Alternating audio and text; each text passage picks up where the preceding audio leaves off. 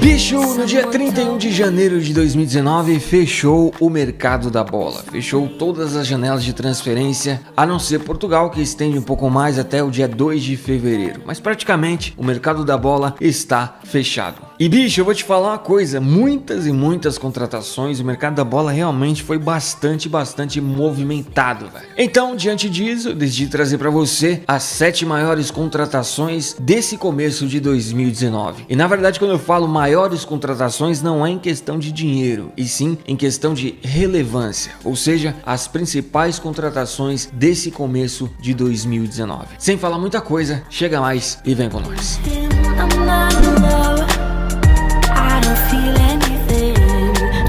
O Rodriguinho, bicho, aquele mesmo que jogou muita bola no Corinthians, foi muito importante com a camisa do Corinthians, ele foi pra fora, foi lá pras Arábia, se eu não me engano, e aí ele recebeu várias propostas, até mesmo o Flamengo estava interessado nele, porém ele desembarcou mesmo em BH, no Cruzeiro mais precisamente falando. O Cruzeiro pagou cerca de 4 milhões de dólares, mais ou menos ali 15 milhões de reais para ter o jogador. Atualmente ele está com 30 anos, e eu particularmente achava que ele tinha menos idade, e querendo ou não, o Rodriguinho, quando ele saiu do Brasil, quando ele saiu do Corinthians, ele saiu em alta, bicho. Ou seja, quando ele volta, com certeza ele é bastante relevante, porque foi um grande jogador com a camisa do Corinthians, e vamos ver se ele vai fazer a mesma história, vai jogar a mesma bola que jogou no Corinthians com a camisa do Cruzeiro.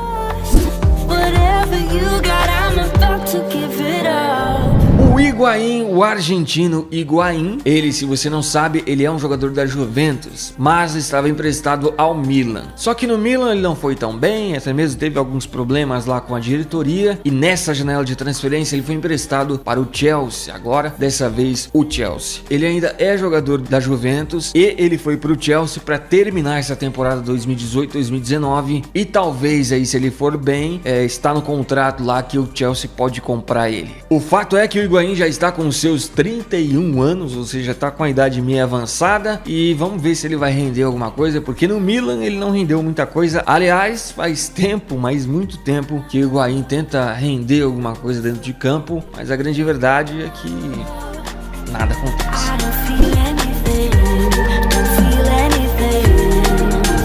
Outra contratação relevante também foi o Wagner Love. Querendo ou não, o Wagner Love tem muita história no futebol, e principalmente no futebol brasileiro. Ele é um cara assim que tem bastante nome, principalmente aqui no Brasil. Ele estava lá no Besiktas da Turquia já faz um tempo, e aí ele saiu de lá do Besiktas numa negociação meio complicada, velho. Mas, resumindo a história, depois de 3 anos, ele voltou novamente ao Corinthians agora por aproximadamente 1 milhão de euros. Ele, de idade, é um jogador aí que tem já uma idade bastante avançada. Ele já está aí com seus 34 anos, ou seja, tá bem velhinho dentro do futebol, mas talvez ele ainda renda alguma coisa para o Corinthians, e vamos ver o que acontece.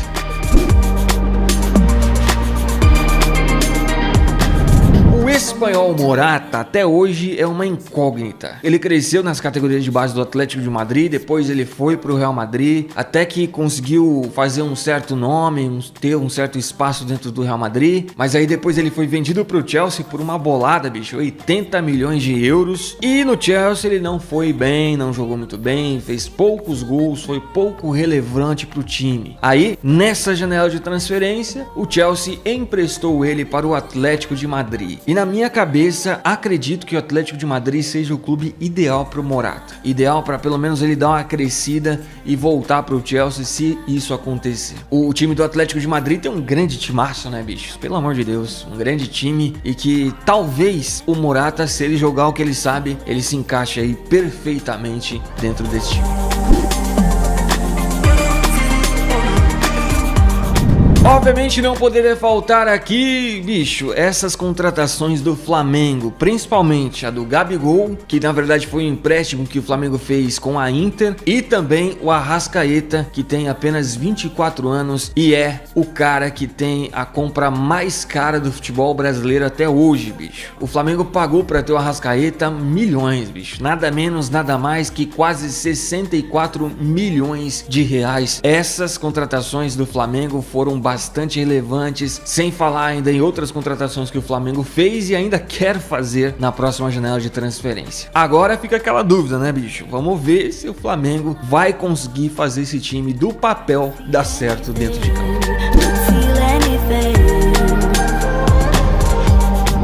Bicho, esse holandês chamado Frank de Jong, eu trouxe ele aqui porque dentro dessa janela de transferência do começo de 2019, ele foi o cara mais caro. Ele custou ali mais ou menos 86 milhões de euros. É muita e muita grana, bicho. Mas não é só por isso que eu trouxe ele aqui. Ele é um cara que tem apenas 21 anos e é uma das grandes promessas do futebol holandês. Ele jogava no Ajax, jogou bola pra caramba e não é à toa que o Barcelona contratou ele por toda essa grana, bicho. O Barcelona, a gente sabe que não é um clube besta. O Barcelona não vai e não desembolsa dinheiro atrás de nego ruim não, bicho. Então, mais uma vez falando, fique de olho em Frank de Jong.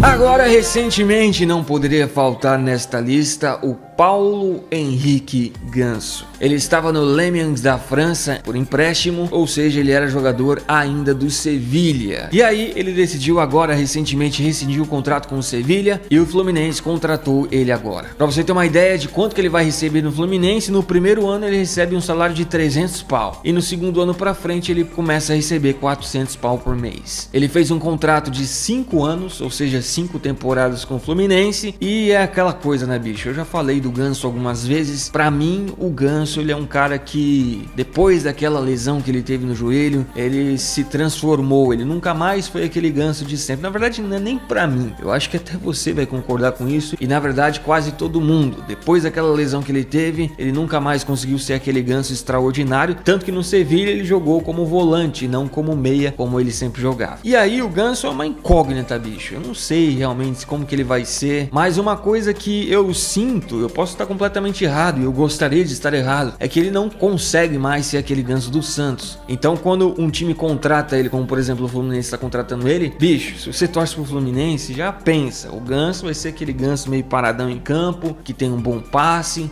vai ser aquele volante que não é muito bom de marcação, mas ele sabe sair jogando e cara, não muito que isso, pelo menos é o que eu penso. Eu gostaria muito de estar errado, mas o que ele demonstrou no Sevilha, o que ele demonstrou no Lens foi isso, e o que ele demonstrou até mesmo no São Paulo, mas no São Paulo ele jogou bem pra caramba, foi basicamente isso. A grande verdade é que eu torço muito pra ele, eu quero muito que ele arrebente mesmo, porque futebol o bicho tem, cara. Como esse Ganso jogava na época do Santos, e às vezes eu fico com muita dor no coração de saber que essa lesão tirou praticamente toda a velocidade que ele tinha em campo. Ele tinha duas coisas extraordinárias, ele tinha uma visão de jogo e ele era um cara extremamente veloz, por isso que ele era taxado como o grande craque da seleção brasileira, o grande camisa 10 da seleção brasileira que viria a se tornar. Porém, isso não aconteceu, mas vamos ver o que acontece com o Paulo Henrique Ganso agora no Fluminense.